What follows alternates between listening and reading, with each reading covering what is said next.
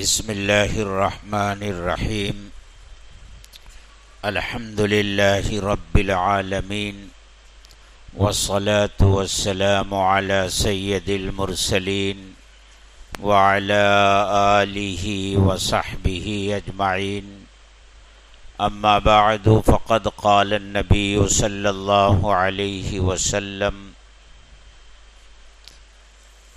من مات من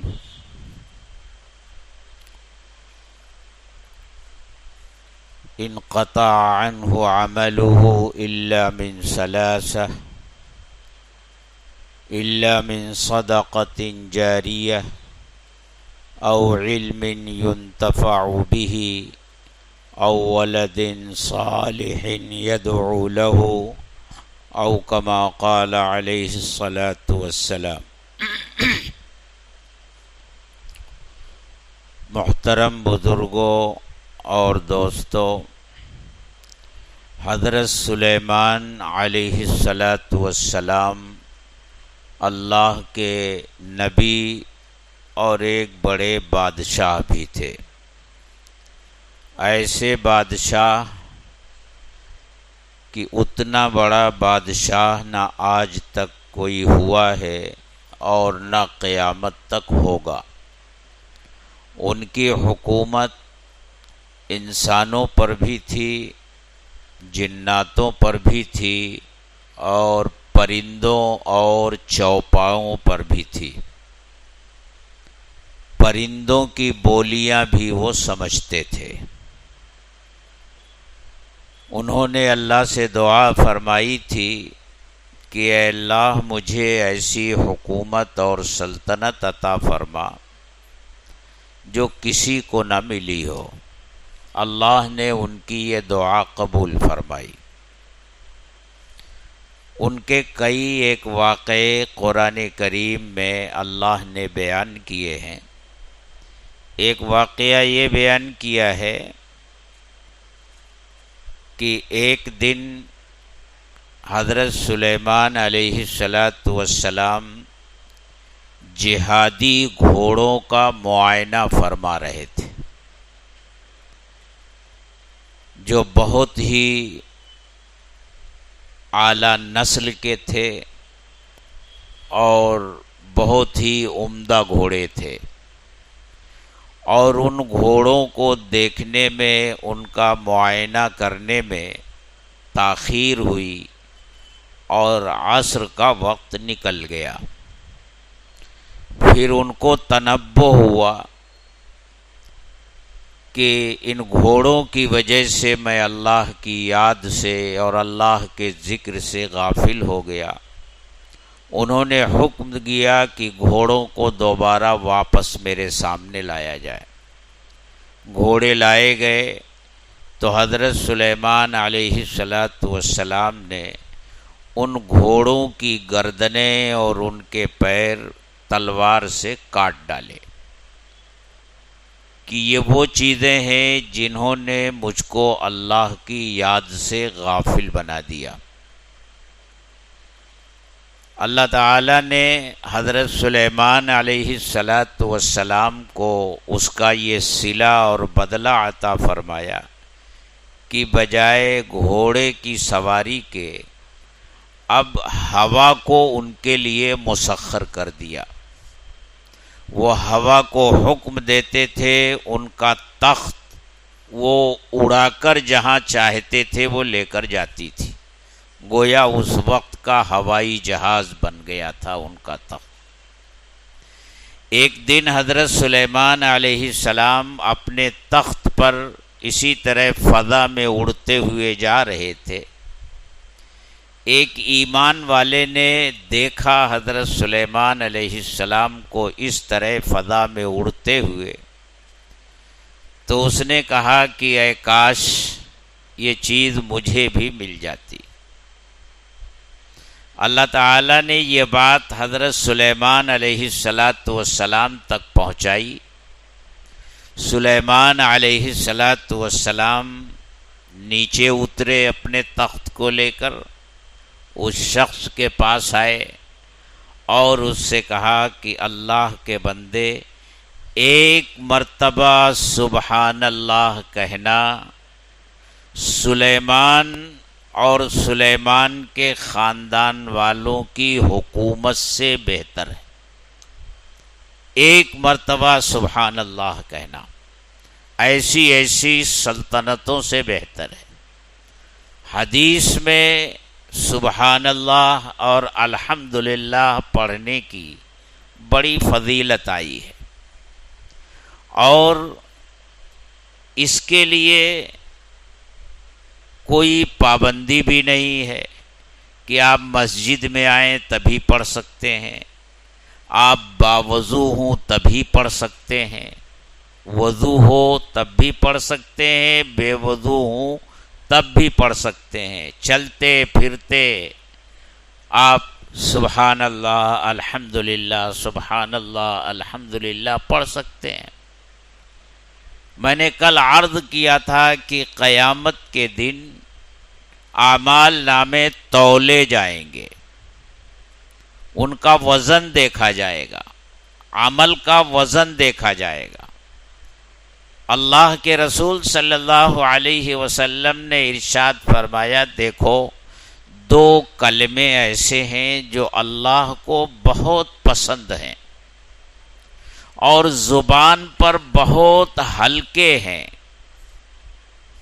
اور ترازو میں بہت وزنی ہیں، یعنی کل قیامت کے دن جب انہیں وزن کیا جائے گا تو وہ بہت وزنی ہوں گے۔ فرمایا وہ دو کلمے یہ ہیں، سبحان اللہ و بحمدہ سبحان اللہ العظیم، سبحان اللہ و بحمدہ سبحان اللہ العظیم۔ آدمی چلتے پھرتے اٹھتے بیٹھتے پڑھ سکتا ہے۔ میرے بھائیوں، آج اس دنیا کی زندگی میں ایک مرتبہ سبحان اللہ کہنے کی جو قیمت ہے، مرنے کے بعد تو پھر آدمی جو کچھ بھی کرے گا اس کی کوئی قیمت نہیں ہے اللہ کے نزدیک۔ حدیث جو میں نے پڑھی اس میں اللہ کے رسول نے فرمایا، اذا مات الانسان انقطع عنہ عملہ الا من ثلاث، آدمی جب مر جاتا ہے تو اس کے اعمال کا سلسلہ ختم ہو جاتا ہے، مگر تین کام ایسے ہوتے ہیں جو کر کے وہ گیا ہے تو اس کا سلسلہ چلتا رہتا ہے۔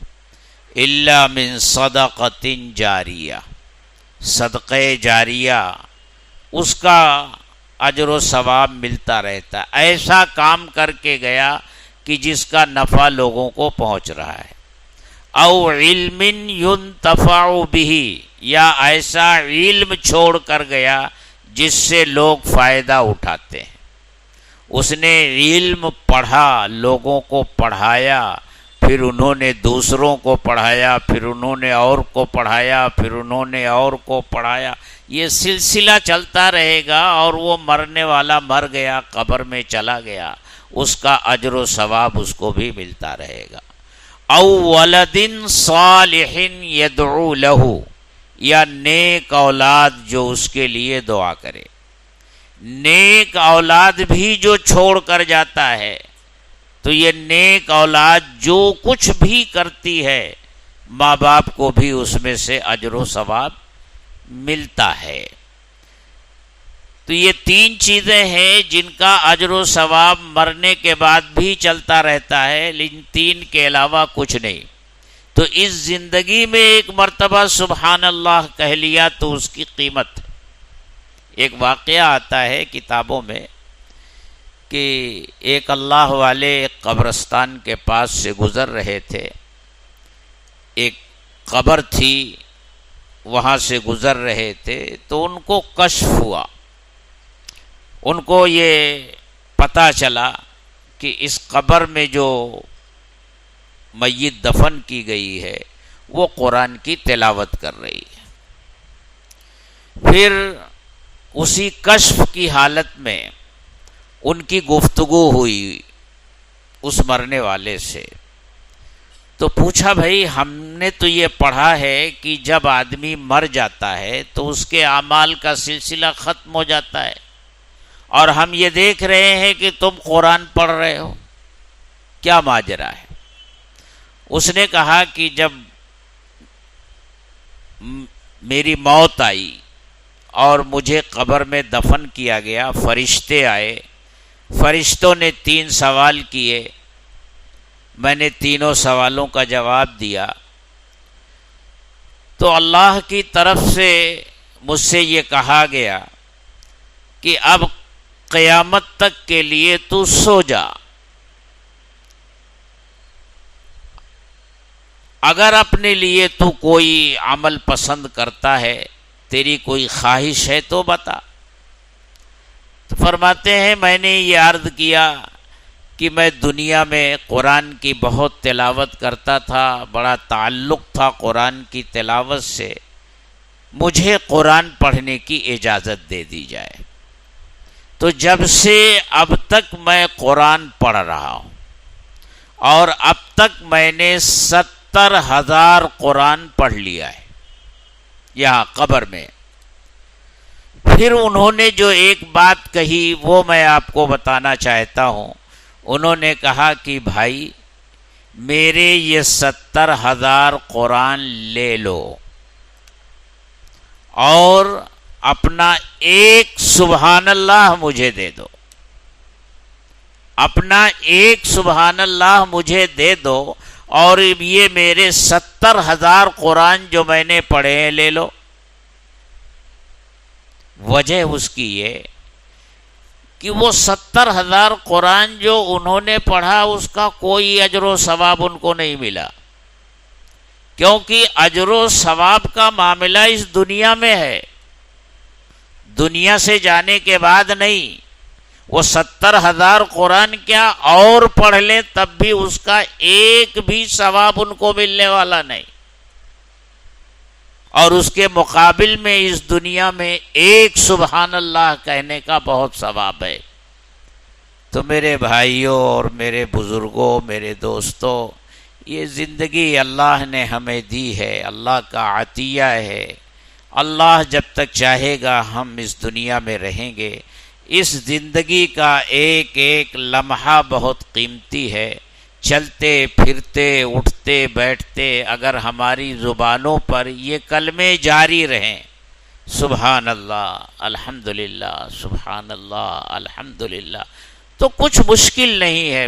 آپ چلتے پھرتے یہاں سے گھر گئے، راستے میں الحمدللہ سبحان اللہ آتے ہیں، سبحان اللہ سبحان اللہ، تو کتنا اجر و ثواب ہمارے نامہ اعمال میں جمع ہو جائے گا۔ بس تھوڑی سی توجہ کی ضرورت ہے۔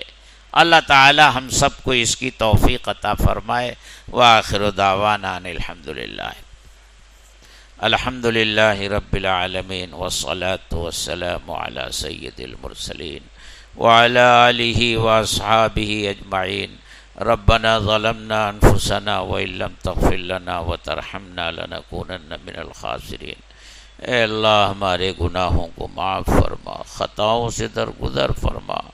اے اللہ نیک اعمال کی توفیق عطا فرما، اعمال میں خشوع خضوع پیدا فرما، عبادتوں میں خشوع خضوع پیدا فرما۔ اے اللہ صرف اپنی رضا کے لیے اچھے کام کرنے کی توفیق عطا فرما۔ اے اللہ ریا سے ہم سب کی حفاظت فرما، دکھاوے سے ہم سب کی حفاظت فرما۔ اے اللہ ہماری زبانوں کو اپنے ذکر سے تر و تازہ فرما۔ اے اللہ اپنی یاد نصیب فرما، اپنا دھیان نصیب فرما، اپنا ذکر نصیب فرما۔ ربنا تقبل منا انک انت السمیع العلیم وتب علینا انک انت التواب الرحیم۔ وصلی اللہ تعالی علی خیر خلقہ محمد وآلہ واصحابہ اجمعین، آمین برحمتہ۔